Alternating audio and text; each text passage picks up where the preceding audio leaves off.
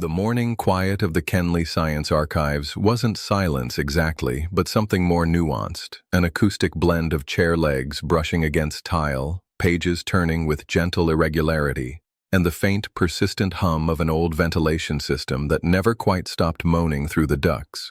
Rows of high metal shelves divided the space into low-traffic lanes, and the library's glass dome, streaked with years of neglected cleaning, filtered the dawn light into something too pale to be warm but too steady to ignore. The environment didn't encourage conversation. It encouraged endurance, focus, or at the very least, stillness. Among the handful of early risers who wandered in with coffee and sleepless eyes, a figure moved with quiet certainty, not as a guest of the building, but as one of its unnoticed custodians.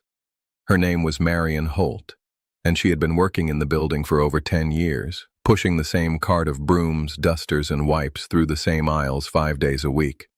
She wasn't invisible, not exactly, but neither was she observed with intention. Students sometimes nodded. Staff occasionally said thank you. But for the most part, Marion occupied a position of polite non-acknowledgement, a fixture more than a person. She was in her mid-50s now, with a calm, deeply lined face and movements that suggested efficiency without anxiety. Her uniform, forest green with fading company branding stitched into the chest, hung a little loosely on her frame, though it was always clean and pressed. Most people assumed she had never done anything else. No one guessed she had once been accepted into a doctoral program in theoretical physics, or that, for 3 semesters in the early 90s, she had been the top performer in her tensor mechanics seminar before disappearing from the program without explanation. Marion had never volunteered her past, not because she was ashamed of it, but because she had grown used to how people stop listening once they categorize you. At some point, after the 3rd or 4th attempt to explain how things had unraveled, how a single missed opportunity combined with a housing crisis and a family obligation had knocked everything off course, she had stopped trying. Now she let the silence carry the weight. She let people think what they wanted to think, and she went on cleaning. That morning had begun like any other. She had her routine, starting near the periodicals, looping back through the engineering stacks, and ending at the archival microfilm cabinets, which few ever touched. Her hands moved in practiced motions, aligning chairs, wiping surfaces, collecting empty wrappers and half-drunk energy drinks left by students who were always in too much of a hurry to notice the trail they left behind. But something in the air that day felt off, not dramatic, just faintly charged, like the shift before a summer storm. It wasn't until she reached the West reading room that Marion noticed a stack of discarded printouts on a nearby table, half crumpled and stained with ring-shaped coffee blots. Normally, she would have tossed them without a second glance, but as she slid the papers into her trash bag, a familiar symbol caught her eye. A partial equation, poorly typeset, but unmistakably rooted in advanced thermodynamic theory, something she hadn't seen in years, and yet something she recognized immediately. The notation was awkward, the variables mislabeled. But the form, the shape of the argument, was familiar, almost intimate. Marion stood still for a moment, holding the edge of the printout with gloved fingers, scanning the lines with a kind of quiet tension she hadn't felt in over 2 decades. She wasn't surprised by the errors. What struck her was the closeness of the attempt. Whoever had written this had come near something she remembered working on herself in another lifetime, something she had once begun to formulate before it had all slipped away. The document was unsigned. No identifying marks, just raw, anonymous effort, unfinished, tentative, but echoing with memory. She folded the page carefully and placed it in her coat pocket, not with the intention of doing anything grand with it, but because it felt wrong to throw it away. Not because of what it was, but because of what it touched. By the time she finished her shift and exited into the overcast stillness of the Kenley Quad, Marion wasn't thinking about the task list she had left behind or the groceries she needed to pick up. She was thinking about her notebooks, those old spiral-bound journals in the back of her hall closet, untouched for years but never thrown out. She wondered, almost absently, whether the ink had faded. Marion's apartment was a modest third-floor unit in a low-rise brick building overlooking a narrow parking lot filled with cars too old to be leased and too functional to be replaced. The elevator hadn't worked in over a year, and the hallway smelled faintly of carpet glue and someone else's cooking, but it was quiet, predictable, and, most importantly, hers. She took off her shoes by the door, hung her jacket on the hook, and laid the folded printout carefully on the table, smoothing its creases with one hand before leaving it there untouched. The kettle on the stove hissed quietly as it heated, but she didn't make tea right away. Her mind was circling something older, something buried beneath routine. She opened the hallway closet slowly, unsure of what she would find. Boxes of Christmas decorations, tax records, old power bills, a pair of rain boots she hadn't worn in 3 years. At the very bottom, partially crushed by a suitcase full of linens, was a wide plastic storage tub with a cracked lid and a strip of masking tape that read, M.H. Notes. She sat cross-legged on the floor and pulled the bin into her lap, brushing dust from the top before lifting the lid. Inside were 8 notebooks of varying sizes, all worn, some with coffee stains on the corners, others with pages dog-eared so many times they had curled permanently. The act of flipping through them was less like reading and more like unearthing a long-lost dialect. She didn't approach the pages analytically, not at first. She let her eyes wander across symbols and phrases, notes scribbled in margins, diagrams half-erased and reworked in overlapping layers of graphite and pen. What struck her wasn't the technical content, though much of it was still lucid, but the rhythm. There was something deeply personal in the way the thoughts had unfolded. Fragments of her voice on paper, trying to hold steady in a time when everything around her had been unraveling. Somewhere in the second notebook, she found a half-finished derivation that mirrored the broken printout from the library. Not exactly, it was cleaner, more confident, but unmistakably connected. Her work had anticipated that structure years ago, before she had stopped writing entirely. It was both affirming and strange, like finding an old photograph of yourself that someone else had tried to recreate without knowing who you were. She didn't know who had written the discarded version, but it didn't matter. What mattered was that her own memory hadn't lied. The structure was real, the logic was sound, and she could still see it. That night she didn't watch TV. She didn't cook dinner. She sat at the kitchen table with one lamp lit and the printout on one side, her notebook on the other, and a pencil in hand. At first, she simply rewrote her old equations, cleaning them up, smoothing the language. But before long she found herself going further, expanding the derivation, testing it against the incomplete version she'd found, mapping the space between them like a cartographer filling in the blanks between 2 familiar landmarks. The pencil moved without pause, not in bursts of inspiration, but in steady, methodical progress, the way she had always worked best. When she finally looked up, it was past midnight. Her fingers were stiff, her back ached, and her tea had long since gone cold. But her thoughts were clear in a way they hadn't been for years. She had not rediscovered her old self. She had reactivated a part of herself that had simply waited patiently beneath the surface, undisturbed but not forgotten. She left the pages open on the table, not as a statement, but as a continuation. She would return to them in the morning. She knew that now with certainty. The need was no longer hypothetical. It had become inevitable. Marion returned to the library 2 days later, not on her cleaning shift, but during open hours, dressed in jeans and a windbreaker, carrying a folder under her arm. She wasn't sure why she had come. She wasn't planning to show anyone anything. She just wanted to sit in the reading room, near where she had found the printout, and see if anything had changed. Nothing had. The students were still hunched over their laptops, the assistants still shelving books with robotic efficiency, and the air still hummed with fluorescent fatigue.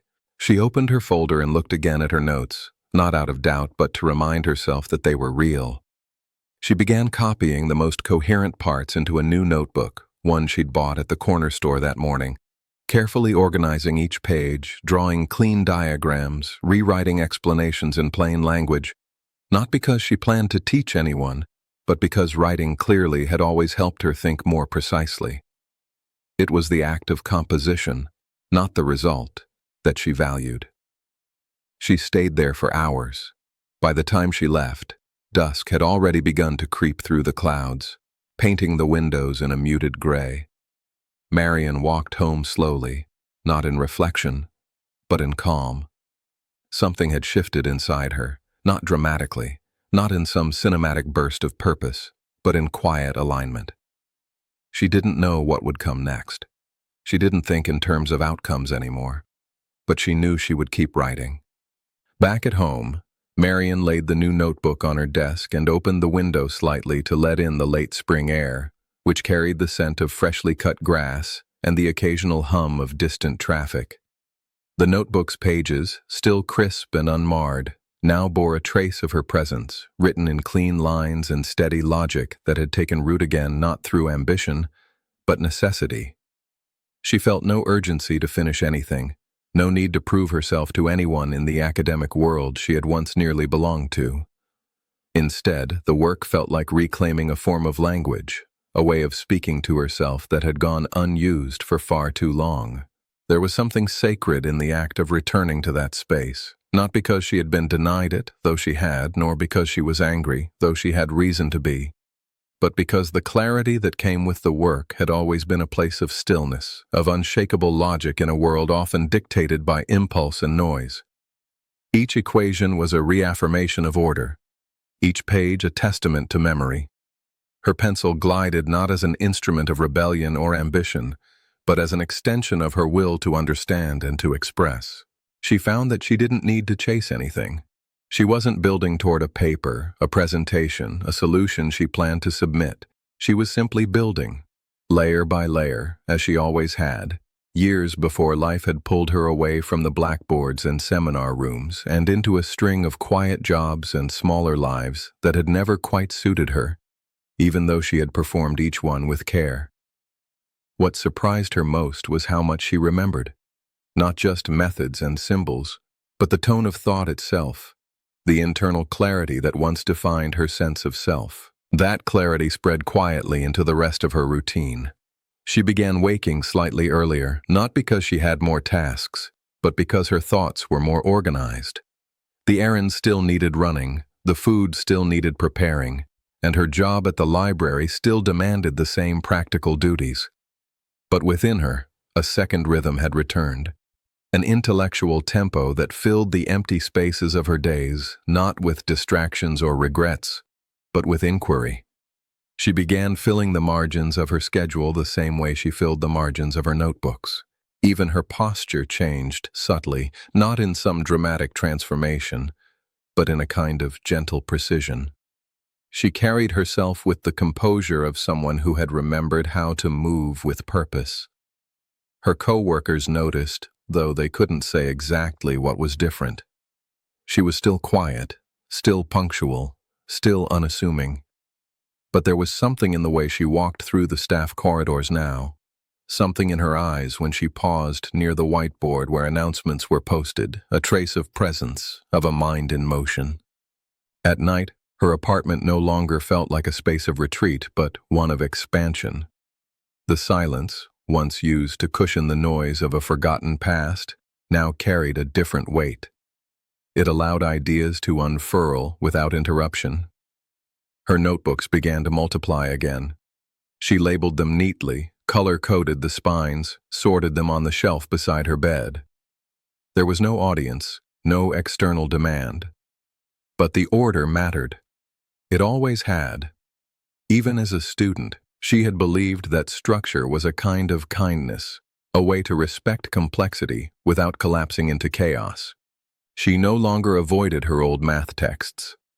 She pulled them from the box at the back of her closet, dusted them off, and reopened them with a gaze that was no longer tinged with pain or nostalgia, but with quiet resolve. The ink had faded on some pages, and her annotations from those years now felt like the voice of someone younger, more urgent, perhaps less confident than she remembered being. But they also made her smile.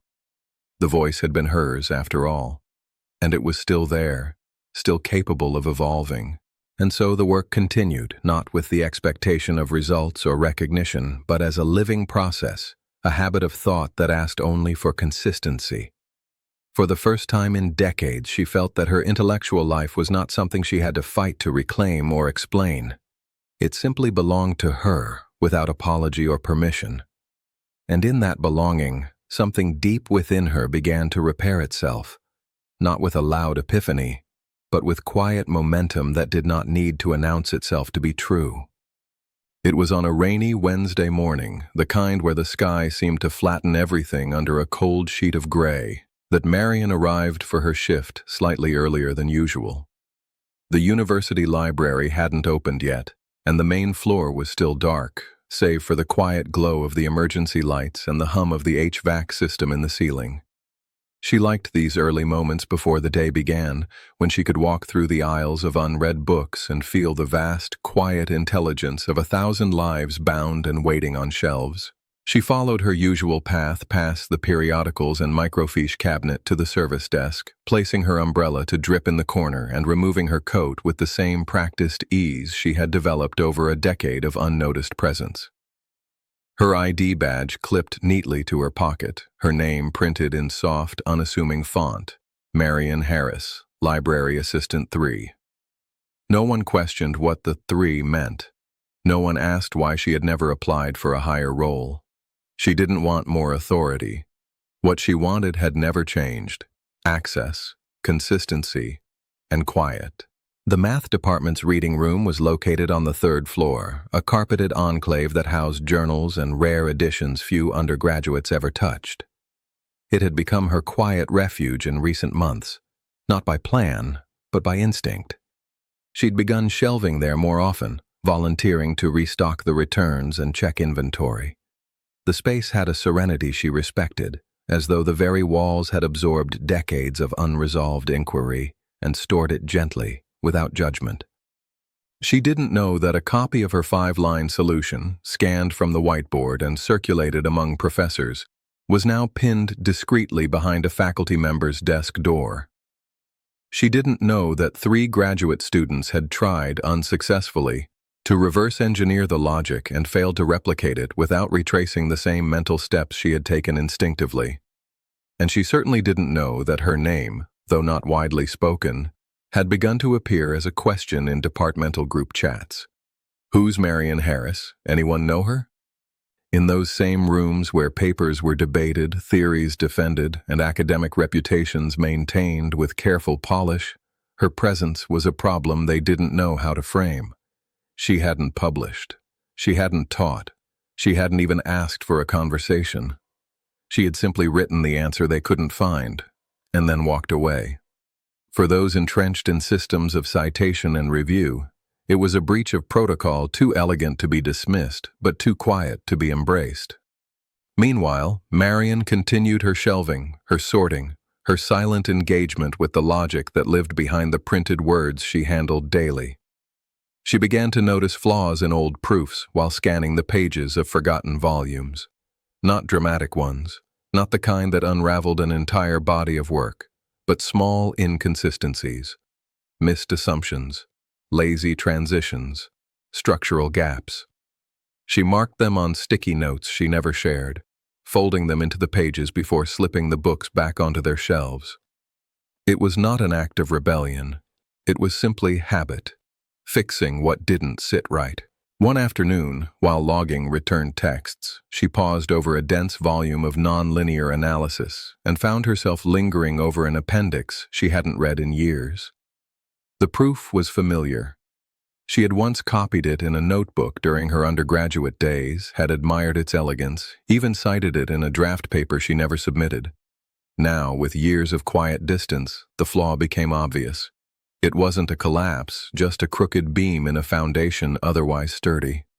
She smiled at the realization, not because she felt triumphant, but because the world of thought still had spaces she could see into, and though she said nothing, wrote nothing, submitted nothing, her rhythm continued.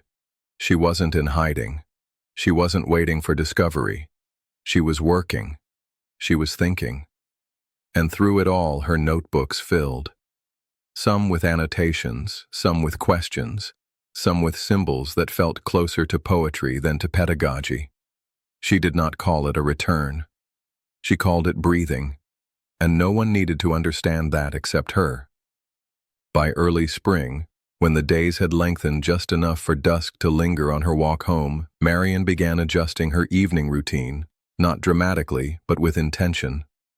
Instead of her usual television background noise or crossword puzzles that dulled the edge of her thoughts, she cleared space on her dining table and laid out her older notebooks beside newer ones.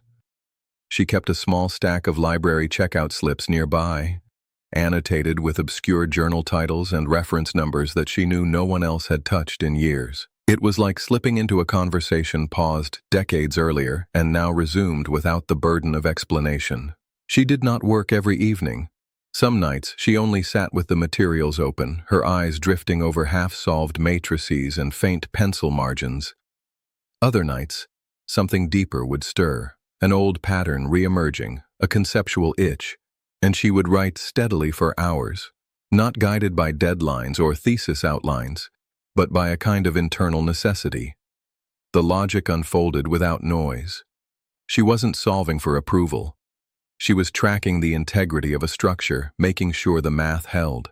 In those quiet moments, Marion sometimes wondered what her younger self would think of this version of her life. Not out of regret, but out of simple curiosity. She had once chased academic permanence, had once believed that publication and tenure would grant her a foothold in the world of thought. But now, in this quieter chapter, she had come to see that knowledge, real knowledge, doesn't always need witness. Some of the most enduring ideas were born in silence and remained there long after the spotlight passed. Meanwhile, faculty conversations continued to orbit her work without clarity. In conference rooms and email threads, her 5-line proof remained a reference point, unofficial but irrefutable. A few had grown accustomed to using her result as a stepping stone, citing it indirectly in drafts and seminars without attribution. Not from malice, but from discomfort. Acknowledging her would mean acknowledging the hole in their assumptions. That expertise always came from within the system, and this system had no room for Marion. In the faculty lounge, one professor had begun referring to the solution not by its content, but by its source. Harris's correction, they called it now, casually, half in jest, as if naming the anomaly might tame it. Some pushed for reaching out. Others hesitated, unsure of how to do so without exposing their own oversight. The university, in its quiet inertia, opted for observation rather than engagement. And so her name circulated in the background, attached to clarity no one could dispute, but also to a silence no one dared disturb. It was a visiting scholar from abroad, a young postdoc from São Paulo, who broke the pattern. He had encountered the 5-line solution in a faculty workshop, and was stunned not only by its precision, but by its tone. He asked, bluntly, who had written it. When no one answered, he looked it up himself. Within a day, he had traced it to the early morning footage, to the brief mention in a departmental memo, and finally, to her name. And unlike the others, he didn't hesitate. He simply wrote to her, directly. The email was short, respectful, and free of assumption. He asked if she would be willing to discuss the logic of her correction, not for publication, not for validation, but for clarity. He included a PDF of his own extension on the structure she had proposed, acknowledging openly that he hadn't been able to resolve one particular divergence. He signed off not as a peer, nor as a superior, but as a fellow traveler in thought. Marion read it twice, then printed it and tucked it between the pages of her notebook. She didn't reply immediately, but 3 nights later, after walking home under a sky just beginning to shake off winter's grip, she brewed herself a cup of tea, cleared the table, and took out her pen. Not to craft a formal reply, not to explain her method in detail, but to sketch the fault line in his extension and suggest a cleaner route.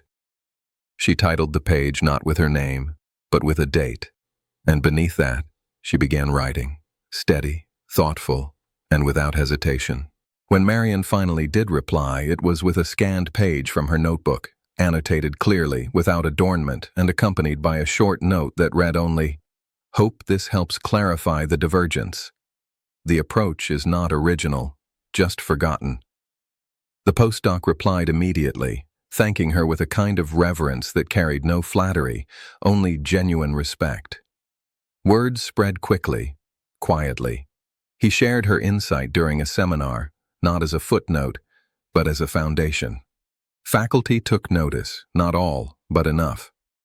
And then, slowly, the tone shifted. The math department, once wary of her name, began referencing it more openly.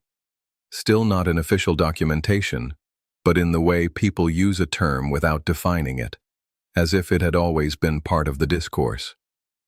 Her 5-line correction remained untouched on digital whiteboards, now highlighted in presentations and included in the footnotes of collaborative drafts.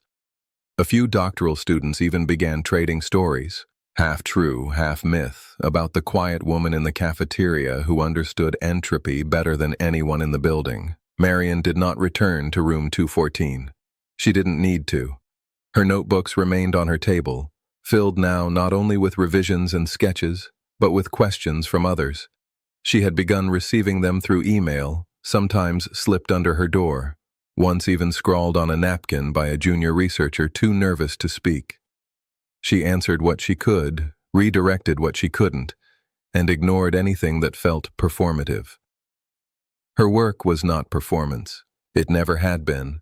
It was attention, discipline, and trust in the invisible rhythm of things that held. There was no ceremony, no podium moment. The department chair never offered an apology or acknowledgement, and the university made no announcement. But a new document was drafted for an upcoming conference submission, co-authored, surprisingly, by a trio of tenured mathematicians and one cafeteria staff member whose name they now included not out of obligation, but out of necessity. Without her, the foundation of the work could not stand. What moved me about Marion's story wasn't the slow turn of recognition, nor the moment her name found its way into scholarly citations again. It was her refusal to demand that recognition, and the quiet courage with which she reclaimed the part of herself the world had once dismissed. Her intelligence was never loud. It did not ask for proof. It simply remained steady and clear, waiting for the space where it could speak again without permission. And maybe that's what brilliance really looks like, not performance or prestige, but endurance. Quiet minds working in quiet places, asking better questions than the world is often ready to hear. This is a fictional story, but it speaks to a very real truth. There are people like Marion around us all the time. People whose names aren't printed on academic journals or lit up on conference screens, but whose clarity of thought and discipline of mind could quietly reshape entire fields if only they were ever invited in. Some of them stopped waiting for permission. Some are still waiting. If this story stayed with you the way it stayed with me, take a second to share it. Leave a comment, hit the like button, and if you want more stories like this about voices we too often overlook, make sure you're subscribed. There's more coming. I'd love to share it with you.